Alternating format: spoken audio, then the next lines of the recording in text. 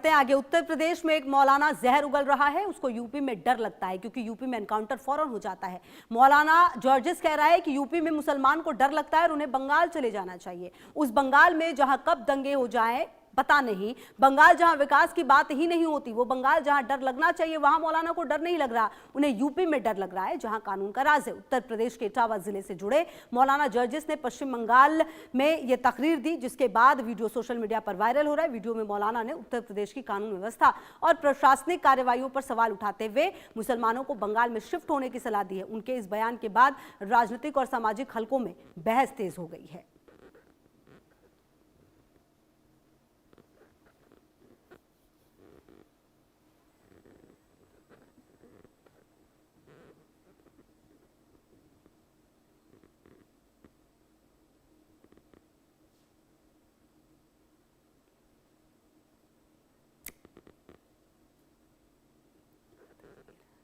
तो देखिए, हम कहीं ना कहीं आपको ये बताने की कोशिश कर रहे हैं कि क्या कानून से जो डर है वो लगता है मौलाना साहब को, क्योंकि भड़काते हुए नजर आए। हम थोड़ी देर में सुना भी देंगे आपको कि उन्होंने क्या कुछ कहा है। और दूसरी तरफ सवाल यह है कि क्या ममता जो है वो पसंद हैं। हालांकि पश्चिम बंगाल में जो परिस्थितियां बनती हैं वो कहीं से भी अब कैसे सूट करती है इनको ये तो देखना होगा। लेकिन खुलेआम कहते हुए नजर आए कि हमने तो अपने परिवार को कई बार कहा कि चलो बंगाल। सुनिए, और इस पर हमारे सहयोगी ने अलग अलग जगहों से रिपोर्ट भी देखी है, सुनिए जरा। उत्तर प्रदेश के मौलाना जर्जिस अंसारी द्वारा एक बयान दिया है, जो बयान काफ़ी सुर्खियों में चल रहा है। उन्होंने कहा है कि उत्तर प्रदेश में मदरसों को निशाना बनाया जा रहा है और कहीं ना कहीं जो मुस्लिम लोग हैं उनको टारगेट किया जा रहा है। मुस्लिम यहाँ सुरक्षित नहीं है। मुसलमानों को अगर सुरक्षा चाहिए तो पश्चिम बंगाल चले जाएं, वहाँ मुसलमानों के लिए अच्छी सुरक्षा है।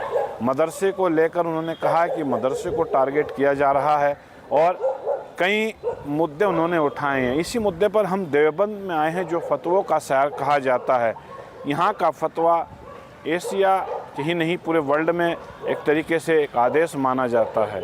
हम सीधी बात करते हैं, हमारे साथ देवबंद के मुस्लिम समाज के कुछ मुख्य लोग हैं, हम उनसे बात करेंगे। सर, आपका नाम बताइए। सैयद हारिस। जो मौलाना जर्जिस अंसारी का जो बयान है, क्योंकि आप युवा भी हैं और काफ़ी समय से देवबंद की एक एक राजनीति को आप जानते हैं, उनके इस बयान को आप कहाँ से जोड़ेंगे?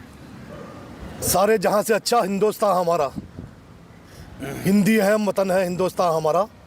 देखिए, ये पूरा हिंदुस्तान, ये पूरा मुल्क हमारा है।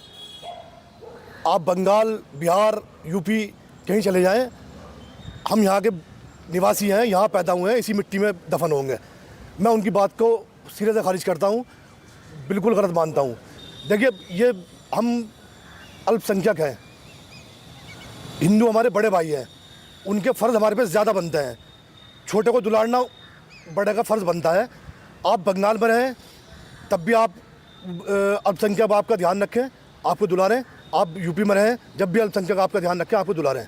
उन्होंने कहा कि उत्तर प्रदेश में लाउड स्पीकर उतारे जा रहे हैं।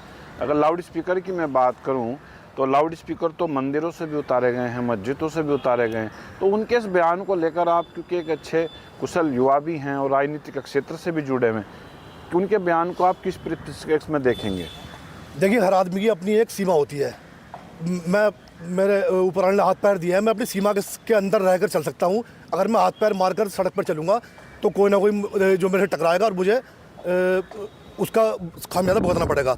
हर आदमी को अपनी सीमा में रहकर, मस्जिद में अज़ान होती है, मंदिर में प्रार्थना होती है, भजन होते हैं, सबको अपने दायरे में रहकर काम करें, जिससे दूसरी कम्युनिटी को, पड़ोसी को, हमारे तो इस्लाम में यह है कि अगर आपके पड़ोसी आपसे खुश नहीं है तो आपको तो निवाला भी हराम है।